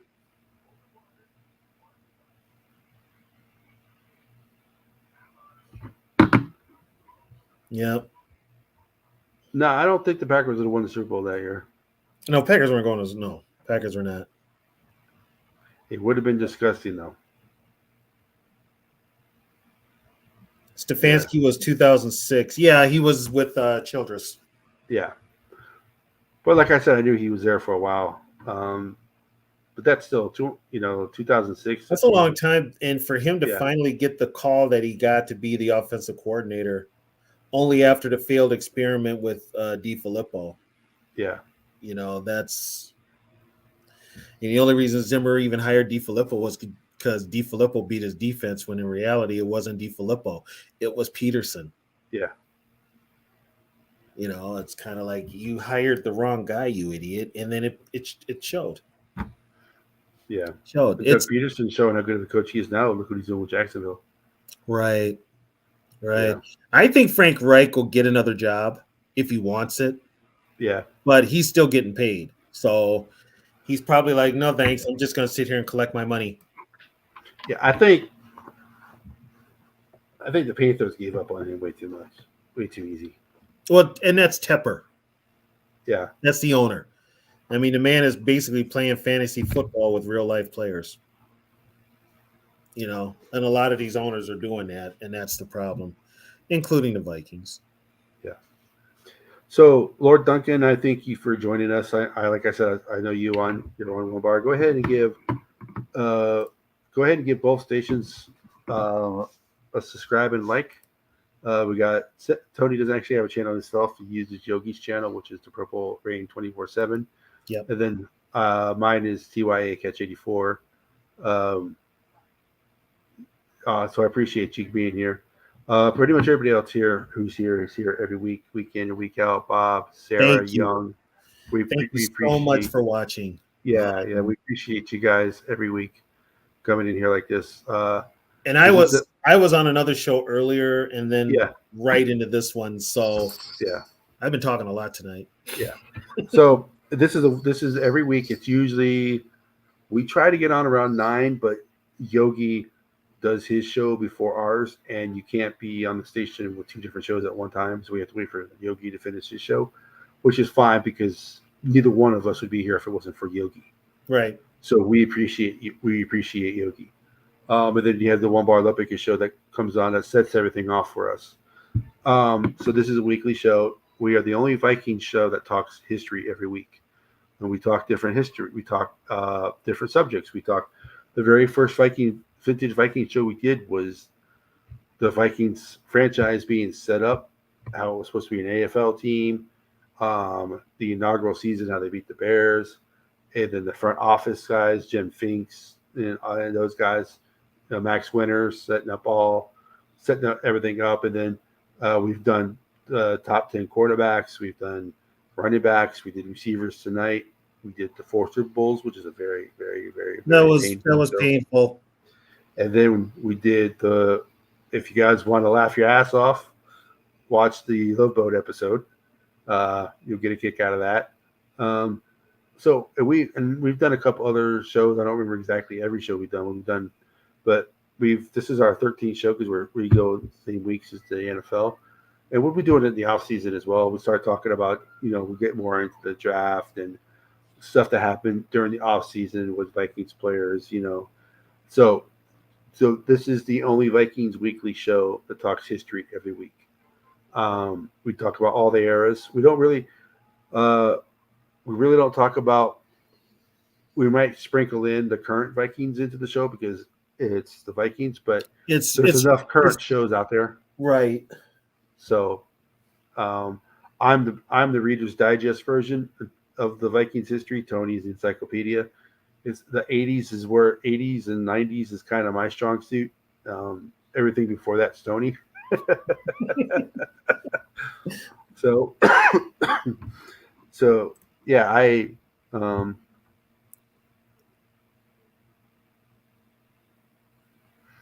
look at the Jets.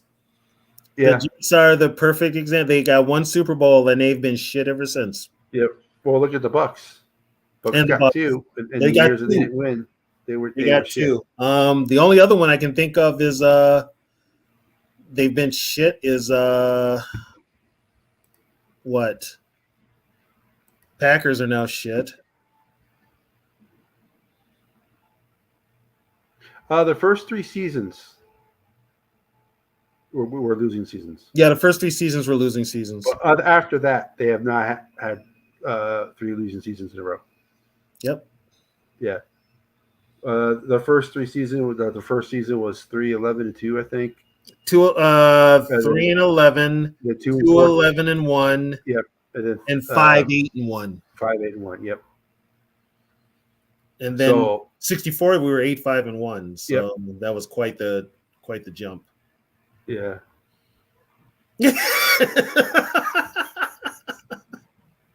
Oh God. Yeah, those, and there will be a quiz on this. Yeah.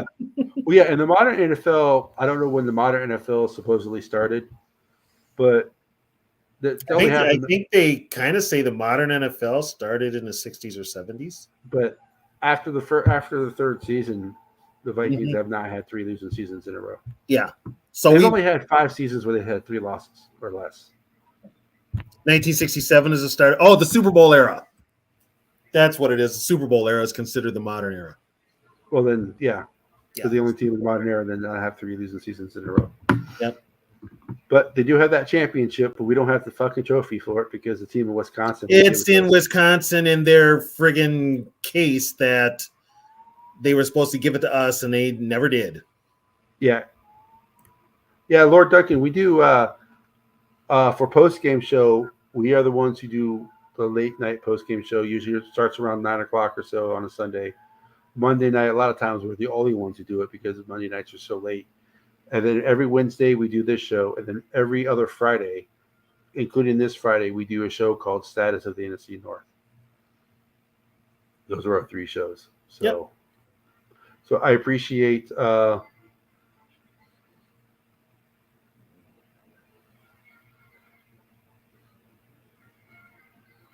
Yep, he doesn't like us. All right, Lord. Well, Can't please them all. can't please them all. Well, he's just one of those guys who doesn't want to know about Vikings history, I guess. But that's the way he wants to be a clown and only realize modern history. Then go ahead and be a modern history person. We have those people who don't care about Vikings history, but you can't appreciate being a Vikings fan if you don't understand the Vikings history. So Yeah. obviously, I don't think he's a real Vikings fan. No. So that's what Yep. So, but he's probably a drunk. I think he's a drunk ass anyway. Thank you, Sarah. People tell me that all the damn time. No, I don't know, Sarah. I don't Frozen. I don't know what his problem is. But it's just he doesn't want to know about Vikings history. That's fine. Yeah. I don't care. Yeah. But you know what? You sat around this long. Thanks for watching. Yeah. Yeah. So, yeah. And Frozen. by the way, for anybody there, if there's anybody in the chat, if you have any other ideas, Sarah had a great one and we covered it. Yeah. If anybody else has an idea, we'll be sure to get your suggestion and definitely probably cover it if we haven't covered it yet. We're working our way down to the positions. We may take a break with the positions and talk about years or maybe something about a certain player. Hold on. Could you put up Frozen's comment here? Tony, what was the experience with Yogi coaching and you record keeping? Okay, I had been in semi-pro football for years. Helped out with a friend of mine who's no longer with us. I was usually with his teams that were here in the Twin Cities. And I was out of football for like a year. Well, then I decided to go back. And I met Yogi. When I first met Yogi, Yogi was playing. He was a center. And then the next year, he retired and became the head coach. Well, I did the stat keeping. I was like the only person at semi-pro games who did stats during the game. Everybody usually got the stats after the game and on film, but I was the only one doing the stats during the game. So I was kind of in Yogi's ear, and I was coaching a booth, telling some of the coaches what I saw and stuff like that. So that's my experience with Yogi, and I've been friends with Yogi since then. So yeah, that's how me and Yogi became acquainted. Bob Swede, worst Vikings kicker of all time. Ooh. Wow. Blair Walsh. Yeah, because of how he missed those kicks. Yeah. I don't know. I'd almost say Daniel Carlson. And we drafted him. Igwe wasn't that good. Well, Igwe Bike didn't even get to finish the season because he ended up getting a federal drug charge. Fred Cox was actually not that great. Which one? Fred Cox. He was really good. As he got older, though, he could not get the long Yeah. kick that he used to. He was a straight-on kicker. Yeah, towards the end, he was not very good in Super Bowls. Maybe Right. that's Frozen North. The team was the Twin City SaberCats. That was a team that me and Yogi were on. I think we were on a team before. Packer fans. See, here's the thing. I've been on so many teams, Frozen. Yeah. I forgot half of them. Yeah, see, Sarah, Packers can say that all they want, but if they go to NFL.com, it'll say Vikings it'll say Vikings championships won. Yeah, the Vikings were actually technically the final NFL champion. Yeah, so the Packer fans can say that all they want. Yep, it's just not true. And most people will say Gary Anderson's the worst kicker because he missed that kick in the championship game. But I mean, Gary had great years with the Steelers. You know, I mean, when we got him, he had already been in the league 17 years. So, yeah, Morton Anderson. And I keep forgetting we had Morton Anderson for a year. Yeah, but Blair Walsh, you can't miss a 27-yard field goal in a playoff game. You just can't. True. You just can't. I mean, yeah, Gary Anderson missed one kick one year, and it was not. I think it was a 48-yarder he missed. I think it was. Yeah, that was. But you can't miss a 27-yard field goal. Mm-hmm. The Vikings actually. I mean, the Vikings have had some good kickers. You got Ryan Longwell. He was good. We had Longwell. We had Fuad Reyes. Fred Cox was good. Dan Meyer was decent. Yeah. Benny Ricardo was so-so. Rich Carlos. We had Jan Stenerud. Yeah, Rich Carlos. Yeah, Rich Carlos. And he was barefoot. Yep. I mean, they've had Aaron Elling and other kickers. What Hoshka? Oh God, yeah, Hoshka. Yeah, Yogi played center. Yep, he played center. Well, I mean, don't centers and guards kind of look alike? Yeah, Yogi was playing center when I ended up with the SaberCats. So. Well, here we go. Oh, God. Well, you know what, Frozen North, maybe we'll do that. Most of my experience is semi-pro. Played, coached, stuff like that. I didn't play semi-pro. I got I pretty much played in high school. I got hurt going in my college. Right. So that's as far as I got. I played a year in high school, and then I had a back injury, so I ended it, and then I didn't play again until I was in my 30s. Yeah. I got ran over. Sarah, really? Oh, really? Do we have to do another heartbreaking issue? God. And recently the heartbreaking stuff, there's been a lot of it recently. There wasn't so much back in the day, but it was there. Which, I mean, I don't think is Greg Joseph the best kicker the Vikings have ever had? No, but he's not the worst. He's not even close. But he's not the worst either. He's not the worst. He's middle of the pack. Yeah, he's an NFL. He's an average NFL kicker. He's an average NFL, which okay. And there's only two great kickers in the league. That's it. Here's the thing: they got one job to do, and half of them can't even do that. But it's like kicking is probably the closest to golf. You know, it's not easy. They're kicking an oblong ball. Okay. But first of all, back in the day, when it came to most kickers, you know who the kickers were? Well, they were linemen. They were linemen. Right. They were these big oafs of linemen who could kick the ball 40 They really didn't kick very far, though. 35 yards and in mostly. You know, what's his name was a kicker? Paul Hornan with the Packers. Yeah. He was a kicker. He also kicked in Notre Dame, too. Yeah, and he kicked in Notre Dame. Oh, jeez. Is that the show that It's Alex Boone, isn't it? Alex Boone and Cheryl's does with the guy? Jeremiah Searles. Jeremiah Um, Searles he does it with Mackie, right? with Mackie. Yeah, Is that the show those you're guys talking are about, hilarious. Susan? They are hilarious. Alex Uh, Boone is hilarious. yeah. Yeah, I'm shocked that Boone lives here too. Well, he doesn't hate the Vikings. He No, he hated doesn't the hate the coach. Vikings at all, but he's a California guy. Yeah. So I'm kind of Well, shocked. no, he's been clear why he left, which is kind of weird why he moved to Minnesota, but he's been clear why he left San Francisco. Well, Searles is from Nebraska, so you almost expect him to Yeah. Well, no, area. the conditions San Francisco was in is the reason why he left. Oh, because it went so downhill? Yes. Okay. All right. Yeah, I did. My girl, Trisha, Yeah. she didn't come on tonight, but she told me all the nightmare stories about San Francisco. Yeah. It's not what it used to be. Yeah, and that's why he lives in Minnesota now. But Yep.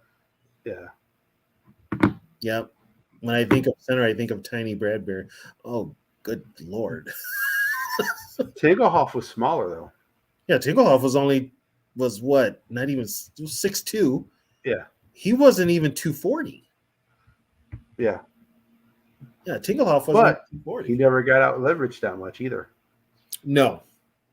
Even he at knew the how end to- of his he knew career, how to- he never. Yeah, he knew how to Even at dip the his end of his hips. career, he never did either. I don't. When they talk about an offensive lineman not being a good hip bender, Bradbury is what they're talking about. He doesn't get the proper leverage because he doesn't bend his hips the right way. Well, and that brings me back to why did we re-sign him? I don't know. Yeah, I saw that, Sarah, and I'm going to be honest with you. I agree with him. I agree with Jared Allen. Oh, Sarah, you live up here, so you know there are Viking fans that were Jared Allen fans. They are ripping Jared a new one because of what he said about Kirk. The thing about Kirk is you can't blame them for signing him the first time. You can't criticize them all you want. Why can't you? No, I'm saying, well, no. What I'm saying is you can criticize them, for signing them the first time, but you understood why they did it. Okay. We needed a quarter. Well, The you know what? re-signing of Cousins, you can just Let me put it my way. I would have ran it back with Case because there was a continuity there. But you bring in Kirk. Okay, you bring in Kirk. The guaranteed money is the problem. That was the problem all along. Yeah. The guaranteed money. And not only did you do it once, you did it twice. You re-upped him. So it's like you're giving you're really giving this guy no incentive to win. He has nothing in his contract, nothing. He's going to get paid regardless. And, and he has, we got one playoff win since he's been here. Yeah. He's got enough money to last him probably a lifetime. Which is why I don't know. There are people that literally want the Vikings to back up the Brinks truck and pay him for 3 more years. There are Viking fans that want that.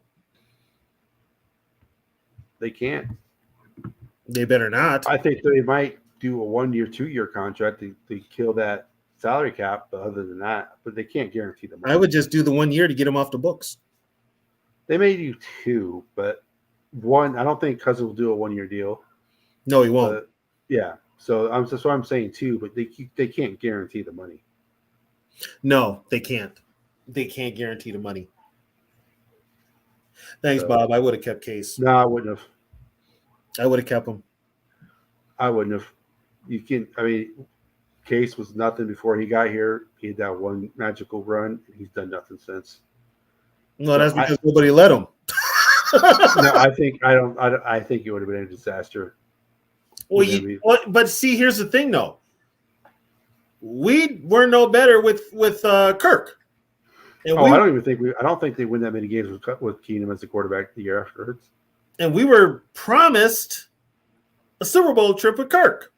Well, I know that, but what I'm saying is I don't think the Vikings win 9 games that year.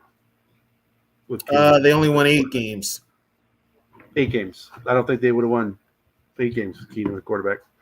He had that one magical run. Yeah. If he, just like this Josh Dobbs thing, people want to sign Josh Dobbs, keep him as a starter. Well, he's proven. Well, Dobbs would be fine. Well, Dobbs would be fine if KOC would just let the man run. He's not accurate. Same problem Keenum had. You can be a running quarterback, but you got to at least be accurate when you throw the ball. He could be. He's not accurate in the pocket. Well, no, that like I said, that's what I'm saying. KOC. Yeah, he's not a pocket passer. That's the whole thing. I mean, yeah. If with a quarterback like him, you got to change your. And I told that to Yogi on the other show. You got to change your playbook. You gotta put together a game plan with the personnel you have, instead of making personnel adapt to your vision that probably doesn't fit their game. And that's where coaches blow it, and KOC's blowing it. But I mean, there's more problems with the man. You can't run the ball.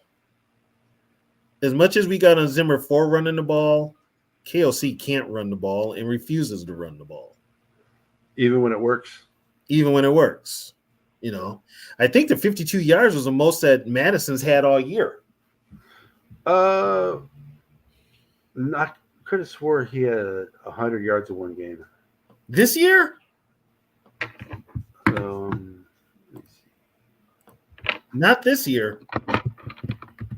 Maybe 70. He had close to 100 in one game.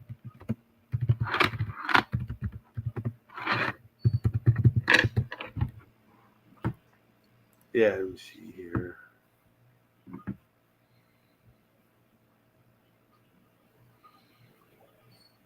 He had 81 yards against the Broncos. He had 95 yards against the Panthers. He had 93 against the Chargers. He had 93 yards against the Chargers, and we still lost? Uh-huh. Jeez. So he's been close to 100, yeah. Well, that tells you right there it's coaching. That tells you right there it's coaching. Which in Viking history, I'm not even going to put KLC in there because he's still coaching. Yeah. But I mean, right now, at this early stage, he ain't looking no better than Childress. He needs to adapt. We'll find out after this bye week. Yeah, we'll see what happens. But we'll have a show next week. We'll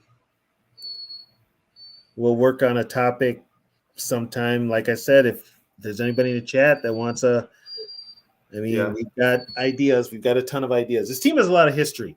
Good, bad, in between. Ugly. Good, bad, ugly. Yeah. It's got a lot of history. A lot of it is I remember it because as a kid, my dad especially, would read the sports page to me. And I was a young kid. I was like 5 or 6. And he would read the sports page out loud about Viking news. So that's how I remember so many things. That was like one of those childhood memories that I have. And it was an event to watch Viking games at my house. Now, up until 73, they didn't televise home games. So I think I saw the Redskin game in 72. That was the Monday night game, the season opener, but that was on a local station. The rest of the year, I didn't see any games at home. They were all the road games. 73 was when they put the rule in about blackouts. So then I started seeing games from Met Stadium. But yeah. And that was just for ticket sales. Yeah, that was for ticket sales. And here's the funny part. There were still blackouts. I mean, I remember we had blackouts. Hell, we even had blackouts at the Metrodome in the Denny Green era, but that was for other reasons. But so I gotta, and then other stuff that I know I learned from my dad, or this is another reason I know stuff.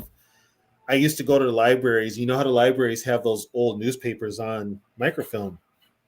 I used to go through the old sports pages. That's how I got most of my knowledge, Yeah. was from the papers. And then years later, one of the good things about being with the Sabercats was they would get former Vikings to be guests of to come to the game and do the ceremonial coin toss and all that stuff. Well, I met Ricky Young, I met Autry Beeman, and I met Bob Lertzma, Carl Eller. Bob Lertzma was the best.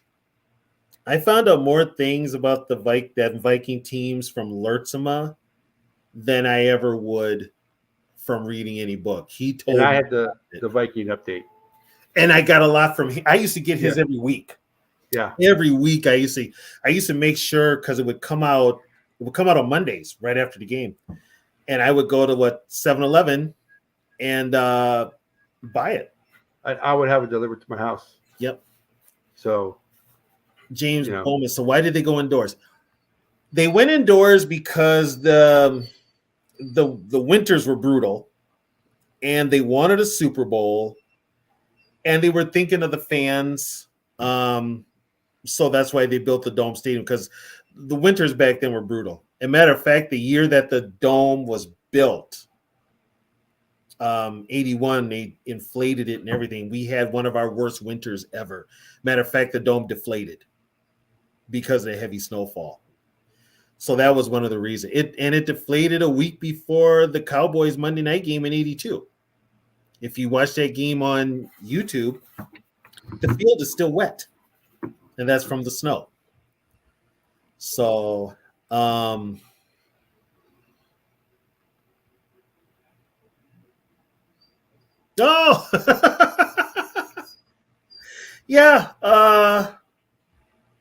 that was the playoff game against the Cardinals. Yep, that was a playoff game against the Cardinals. Burger King bought the remaining tickets to that game to save the blackout. We haven't covered kickers yet, George Blunt. We haven't covered him yet. We'll get to him, though. Trust me. Yeah. We will get to him. But, yeah, that 74 playoff game was almost a blackout. Burger King bought up the rest of the tickets. I don't know how many there were. But it's a couple thousand, wasn't it? Yeah, it was a couple of thousand, and they ended up buying them out. And once again, it was cold. When it got the cold weather hit early back in the 70s, it really did. And we got a lot to go outside in the cold weather in the 70s. Yeah, and we got a lot of snow too. So was that the great snowstorm? Wasn't there a great snowstorm that year as well? Or was that the 70s later than that? We had a snowstorm. When do we have snowstorms?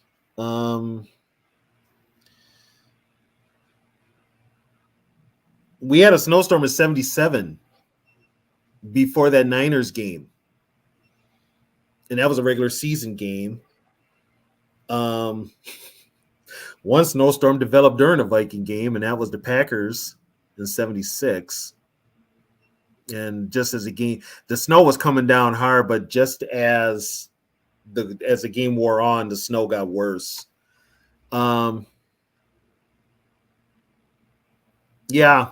Frozen North, you're right.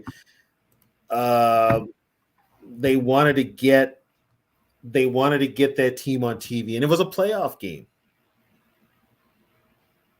Oh, hey babe, what's up? George, I've only been to Minnesota. I'm in Minneapolis, twice. George. I'm in Minneapolis, born and raised in St. Paul. Yep, I've only been to Minnesota twice. Yep. Now Trisha's a Falcons fan, but she lives in Cali.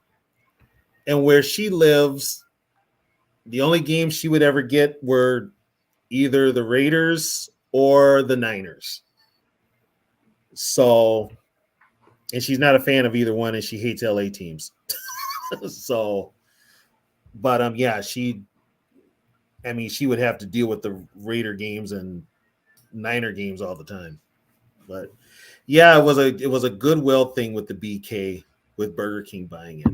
So, Yeah, there's all kinds of history with this team. There's a lot of under the table stuff. There's a lot of, I mean, some people don't know this, but Mike Lynn, the former general manager of the team, was making money off the suites at the Metrodome till the day he died.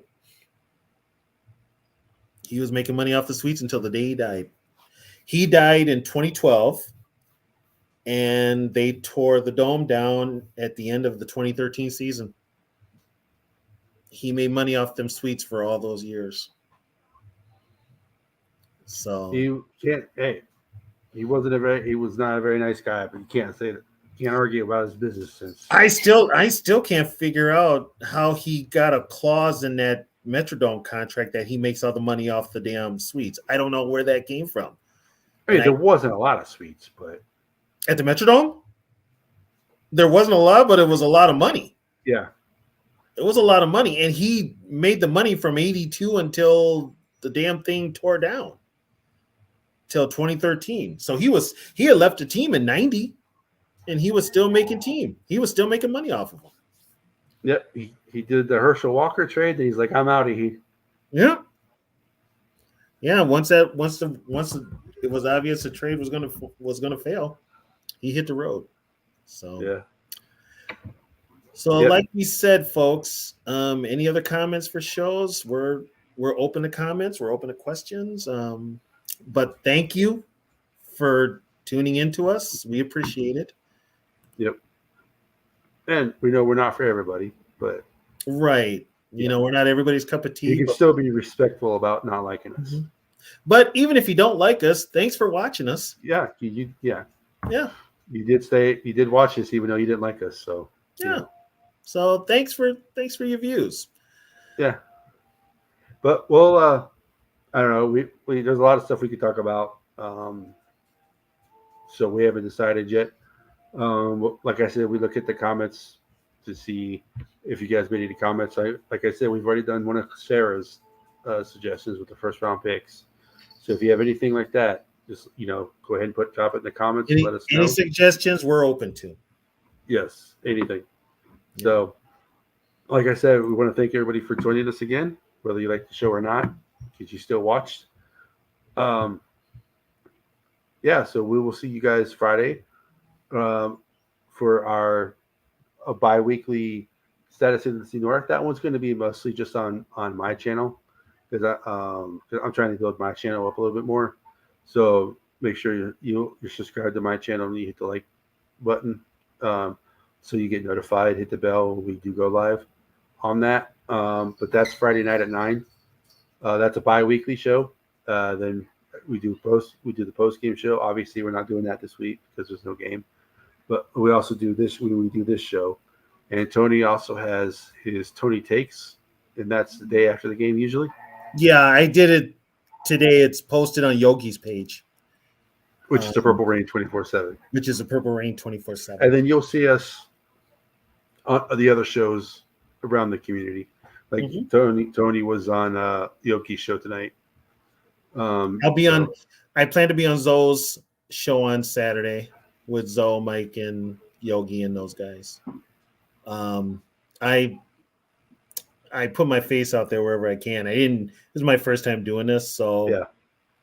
Yogi's wanted me to get out there, and he considers me a knowledgeable fan. So with my history, so he's like, you know what, you need to get out there and people need to hear you. So here I am. So if you're still here and you like what you hear, thank you. Even if you don't, thanks. Yeah, Bob, we don't get it. Yeah, it's I guess we're not everybody's cup of tea, but yeah. So we will see you guys Friday, and then we'll see you guys next week for this show. Have a good one. We want to thank everybody for joining us, and you all have a good night and Skol.